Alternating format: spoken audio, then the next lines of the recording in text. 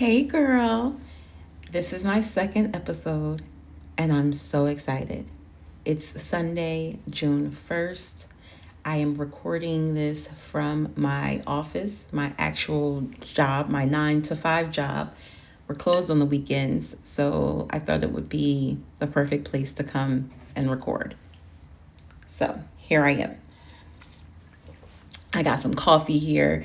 Plus, it's like this big window where I can see like the whole highway and trees and everything. So I just like the vibe. I like the setup. Anyways, without further ado, let's begin. So,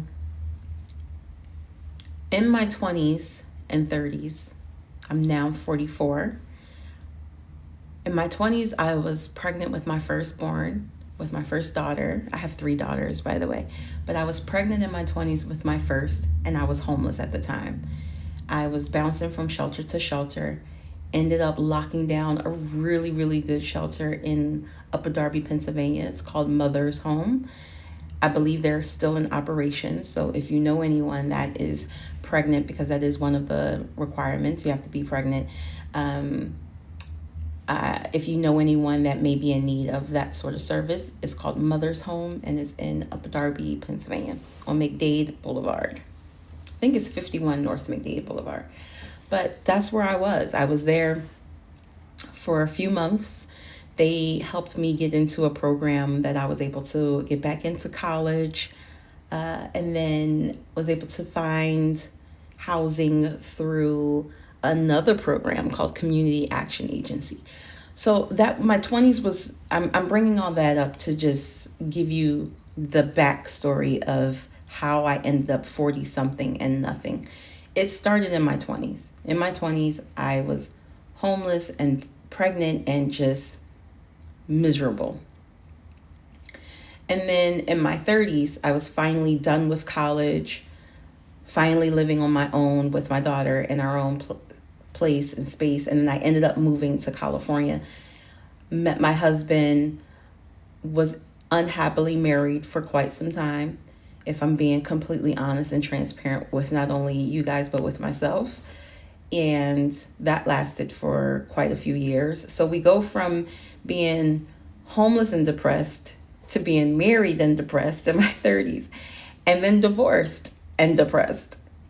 So no one was the problem but me. You know, you have to find your own happiness. And so I ended up in my 40s, lost, really still feeling like I was back in my 20s, trying to find myself and figure out my life. And I thought that by working and just paying the bills and just surviving, that was enough.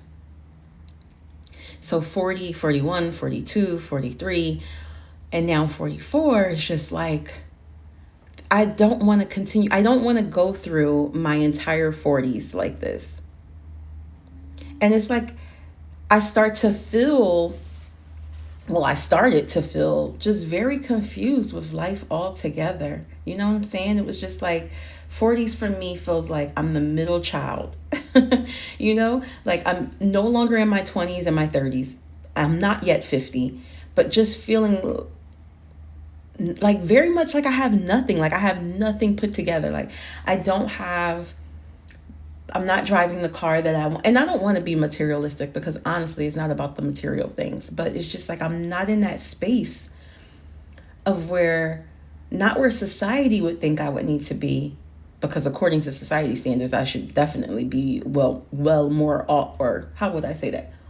More well off than I am now. But to my own standards, it's just like, girl, what are you doing? And I don't know. I'm very lost. Nothing in my bank account, nothing in terms of goals. It's just like this can't, and I'm laughing, but I feel tears come into my eyes because it's just like, this can't be life. I don't want this to be my 40s. I'm scared to even think about, at 44, I'm scared to even think about entering my 50s because honestly, I have yet to experience anything in my 40s. I haven't done anything yet. I'm not ready.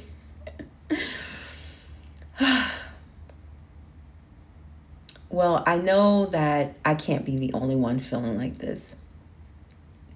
I can't be the only one feeling like this. And if you're feeling the way that I'm feeling, if 40s is just like kicking your butt, where you just feel like, what is this? Where am I? What is happening? Where do I go from here? If you're feeling like that, because that's honestly how I'm feeling, you are not alone. But I will tell you this, no one is coming to save us. No one. Because again, by society standards, at this big age of 44, I should have my life together according to society. So no one is coming to help us with this.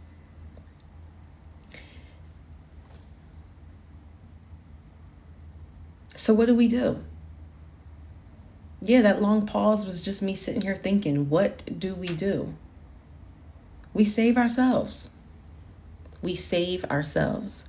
Growing up in the 80s and 90s, we basically had to raise ourselves. Damn it. Anyway, you know what I'm saying? Like, we had to raise ourselves in the 80s. And if you were a kid from the 80s, and especially if you lived in the inner city, I grew up in West Philadelphia. Okay. In the 80s and 90s, you fend for yourself. So we do it again. We did it before. We will do it now. And we will do it together. I'm Elisha Maria. I'm 44 and I got nothing. I got nothing, girl. Nothing down packed. Nothing is together right now in my life. And you know what? That's okay. That is okay. Because we're going to work on it. In the first recording, my first episode, I touched on creating your higher self. And one of the questions that just like came to me didn't come from anyone else, because I don't even think anyone has listened to the first recording. So it came to myself, is what if you don't have the inspiration to describe your higher self? Now, if you don't know what I'm talking about, please go listen to the first recording. But it was basically talking about summarizing or getting very, very descriptive, not summarizing, let me clarify, getting very descriptive about who you are now and who do you see yourself. What's your upgrade? What's your level up? What is your 2.0? And what does she look like? And really, really getting a notepad and pen, pencil, whatever you have, and being very, very descriptive about what she looks like, what she smells like, how does she dress, how does she do her hair, where does she work, how does she make her money, who's her man in her life, who's her woman in her life, what's her friend circle, what does she like to do for fun, what is her pet peeves, what is something that she won't tolerate, just really, really zooming in as closely as possible and getting those details written down. Because once you write her down and you give her life, even give her a name if you want to, you can tap into her when the real you, the self of yourself starts to go left, which I don't know about you, but I go left all the time and fall off of every wagon and every track all the time. And you need to bring it back and reel yourself back in. Your higher self is the person that you're going to tap into. So now I was thinking about it after I discussed that, and I was like, well, what if you don't have the inspo to even describe your higher self? What if you don't even know what she looks like, or what is that? What if you really are just like, I don't know what my higher self would be? Because I was at that point too. And I was watching this YouTuber, I can't remember her name, but she was talking about something totally different than what we're discussing right now. But she mentioned that in her teens, she was in New York. She was walking down the street and she got to a light. And at that light, this car pulls up at the light, and it's this woman in this nice luxury vehicle. And she just looked amazing. Her hair was on point. She had these big black sunglasses and, just the epitome of I got my stuff together. And this young teenager absorbed that quickly. She looked at her and said, that's who I want to be. I want to be her. Didn't know her from a can of paint, and that as a teenager, you're not thinking like, oh, like obsessively, like I just want to be her. No, she was using that as fuel and inspiration to become who she is today. And so I say, if you really don't have, number one, I think the best thing that you could do when you're trying to come up with inspiration of your higher self is look to the people closest to you. For me, that is my godmother and my grandmother. My grandmom, she already passed away. She passed away when I was 17. And my godmother is still very much alive. But both of these women are just the epitome of feminine energy and just power. Like, when I mean powerful, like, they are some badass women, both of them, but still gracious at the same time and classy. Like, they're both from the South. So just that Southern charm and that classiness about them, but don't play with them. Mm-mm. And they always know where they're going and they get there. You know, they got good heads on their shoulders. And so part of my description of my higher self, my Elisha 2.0, is pieces of my grandmother and pieces of my godmother. And then pieces of my mother. Growing up, my mother is a whole nother story, you know, like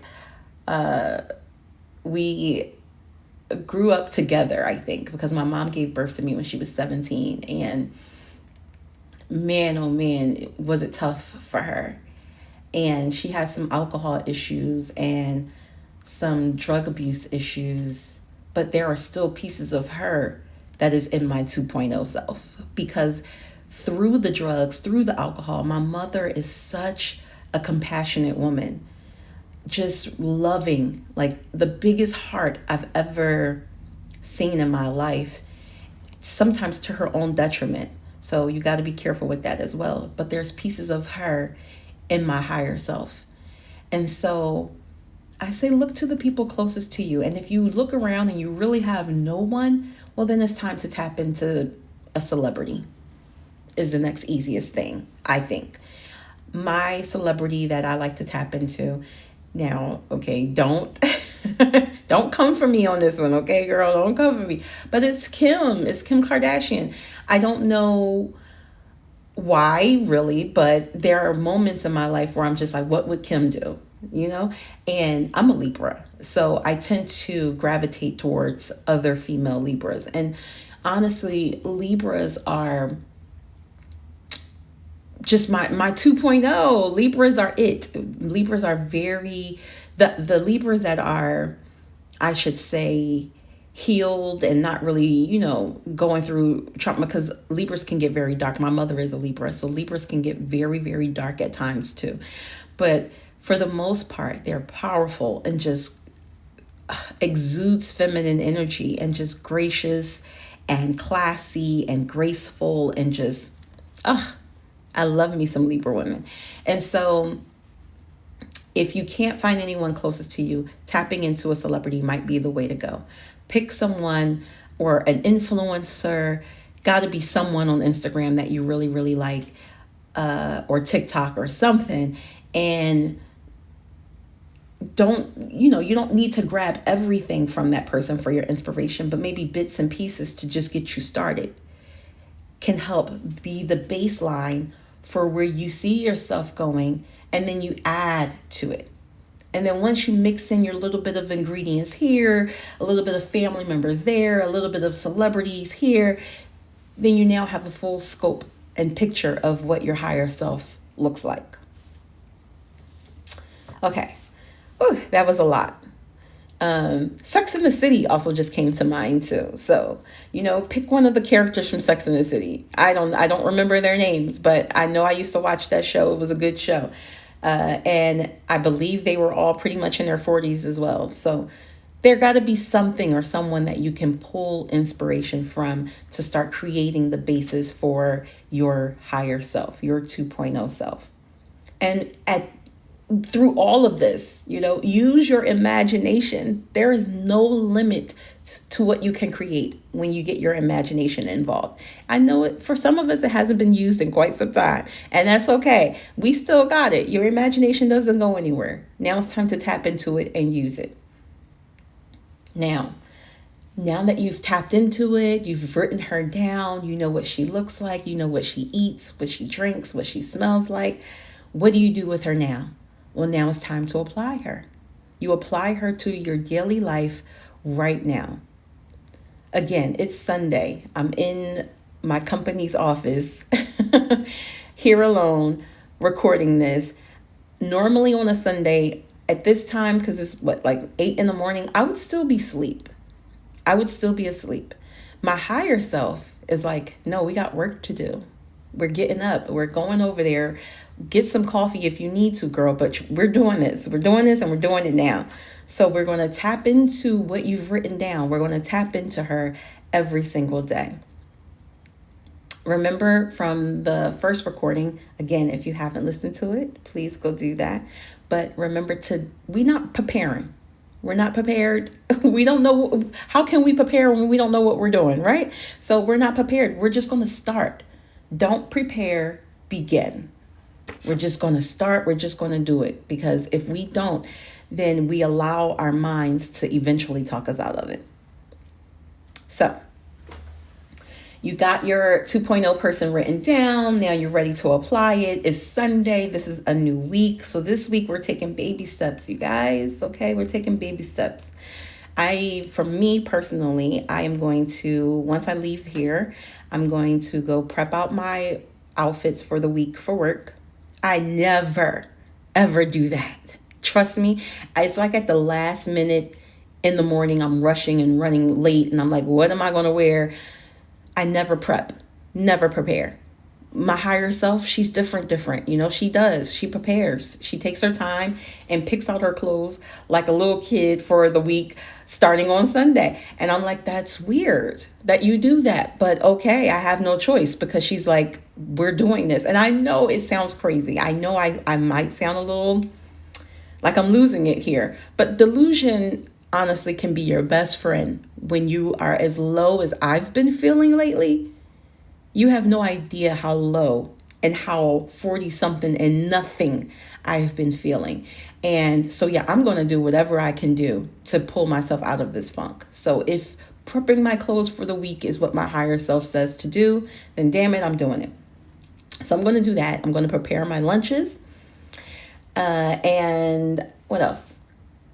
Yeah, because, you know, I don't do that either. I normally just sit at the desk and it's lunchtime and I'm like, let me go on DoorDash. But my higher self, number one, she's financially free. And there's no way to get financially free if you're spending your money every time you turn around on DoorDash and freaking delivery fees and Chick-fil-A. Like, you just can't do that. So I'm prepping my lunches for the week. I'm prepping my outfits for the week. And we're taking baby steps. So this week, I suggest that you do the same. I highly recommend that you do the same. But you're not basing it off of my higher self. You are basing it off of what your higher self would do. You have to figure that out. And then apply the 5-second rule starting today. The 5-second rule is, no, we're not talking about picking up something off the floor and eating it still. That is not what we talk about, girl. The 5-second rule, we're talking about think. Take 5 seconds to think before we do anything. Before you reply to an email at work, take 5 seconds this week and think, how would my higher self reply? I don't know about you, but I'm always professional at work. So of course, any emails that I'm responding to or calls that I'm taking are handled in a professional manner. But my higher 2.0 self takes it even further. She's eloquent in the way that she speaks. She speaks softly and clearly. Her emails are concise and straight to the point with no fluff.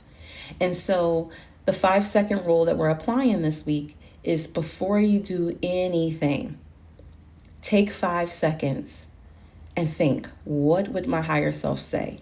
What would my higher self do? How would my higher self respond to this email? How would my higher self handle this coworker? How would my higher self handle this disgruntled client? How would my higher self say no? Do you know when depressed people, including myself, depressed people are the most giving people I have ever seen in my life. Do you know I could be at my lowest of lows, and I mean flat broke and just bummed out and disgusted, and I will still pour into someone else? Something that I don't have, obviously. I don't even have it for myself. And I am quick to be like, yes, yes, yes, yes. You got it. You get it. You can have it. How, girl? How are you giving stuff away to somebody you ain't got nothing for you? Stop it. Just stop it. And again, I'm laughing, but this is legit bringing tears to my eyes, and I'm like holding a mirror to my face because like, and I see it in other people that I know who are depressed and going through the same thing. We are so loving and so giving, and we leave ourselves depleted. So how does your higher self say no? How does your higher self refrain from people pleasing? You know, we are taking that 5-second rule, and we are thinking, and I don't care if it looks weird. Someone comes over, a coworker comes over and asks a question or talks to you, and then you take 5 seconds to think. Yeah, that's probably going to be like, okay, what is this long pause for? I don't care, because my higher self doesn't care. My higher self needs to think, and I'm going to allow that, give her that time and that space to do that. And so the person on the receiving end, then you're going to have to wait my 5 seconds. Pause. Hold on. You know what I'm saying? And again, I know it might come off and look a little crazy, because it's like, what are we waiting for? You're going to answer me or not? But yeah, give me 5 seconds. So we are applying the 5-second rule this week. That's what we're doing. Okay, let me get back to my notes, okay, just to make sure I stay on target. Y'all know, just be patient with me. You know, I'm new to this. I think little by little I'll get better and better. But anyways, with applying, now we have the 5-second rule. Okay, so we've written down, just to recap, we've written down our higher self, our 2.0 self, right? We're applying it in our daily lives. We are applying the 5-second rule. And again, we are doing this all right now. There is no so-called perfect timing for you to tap into your higher self. You're like, oh, just if you give me like 3 months and I'll be the perfect weight, or give me a year and I'll have the perfect hair and the perfect body and no. We are applying our higher selves right now, right here in the moment that we are in. And we're doing it quickly. We're acting on it quickly. Why? Because if we wait too long, or if we start talking about, oh, when I have this, then this will look right, then our rational brains will start to kick in and talk us out of it altogether. And then it'll never get done. So we are acting on this quickly before my brain can even talk me out of recording this. Like, girl, no one is listening to this recording. Number one, you're recording this for yourself. And number two, you sound crazy. Before my brain can really do all of that, it's already being recorded. So it's too late. My brain is just going to have to catch up and roll with the punches. So we are applying our higher 2.0 self. We're acting on her right now, quickly, before our brain can talk us out of it. Finally, I just want you to know that you are not alone. If you are feeling how I am feeling, if you are in your 40s and still feeling like you don't know what the hell is happening, you don't know where you're going from here, you don't know what you're doing, you're not alone. We are doing this together, because I don't know about you, but I refuse to continue through my 40s. Like I said, I'm already 44. So I only have a few years left of my 40s. I am not closing out my 40s feeling like this, feeling and living like I do right now. I'm not closing out my 40s like that. I just refuse to do that. I will close out my 40s and I will step into my 50s with a smile on my face, proud of what I've accomplished, proud of myself for pulling myself out of my 40s funk. And I will step into my 50s on point. Like, you know what I'm saying? Like, I'm going into my 50s and I'm going to go in proud of myself and just loving me and focused on me. It's not easy making yourself a priority. This is all difficult for me, but again, we are doing this together. So, here are a few affirmations that I will actively be speaking to myself with this week so that I can get through it successfully. And I hope that you will do the same. I'm going to state the affirmations now. I hope that you are in a place where you can slow down for a moment and breathe, and hopefully maybe even close your eyes and put your hand over your heart, because we're going to say these affirmations together. I'm going to take a sip of my coffee and we'll get started. Hopefully you got some tea or something with you too. Hope if you're home, if you're home and you can relax and listen to this, we could do this together. Okay. Here we go. I don't need to have it all together to still be worthy.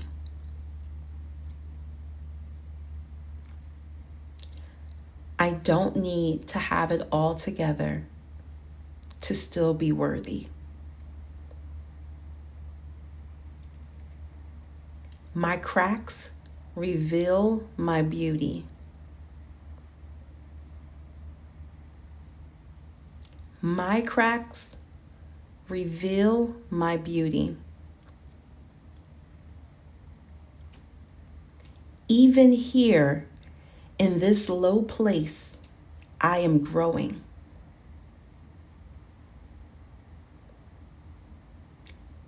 Even here in this low place, I am growing.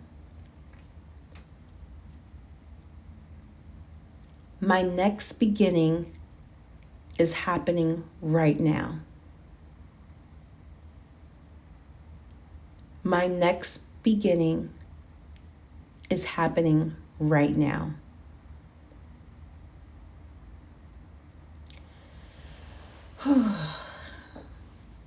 Just take a second and just take that in. Write it down if you need to. Replay this if you need to. But this is the energy that we're channeling this week. We are going into this week, and it's perfect timing because it's June 1st. We are going into June channeling our higher selves. I am sending you love and support as we maneuver our 40s together. And until next week. Also, just so you know, on the next episode, I'm just going to take some time to dig into seeing yourself as a company, as a business, as work. Now, why are we digging into that? Well, I don't know about you, but even when I'm severely depressed or feeling like I just not even going to make it through the day, I still outperform at work. From 9 to 5, I am one of the best. You don't have to ask me. I already know. I am one of the best employees that my company has. Hands down. From 9 to 5 p.m., I am putting in the work. My boss could tell you that. I am one of her top performers. But after 5 p.m., once 5 p.m. hits, I put 0 hours into myself. If you're like me, we're digging in next week about changing that mindset, as nothing or no one should be more important than ourselves. All right, let me get out these people's office because it's time for me to go. But I love you. Bye.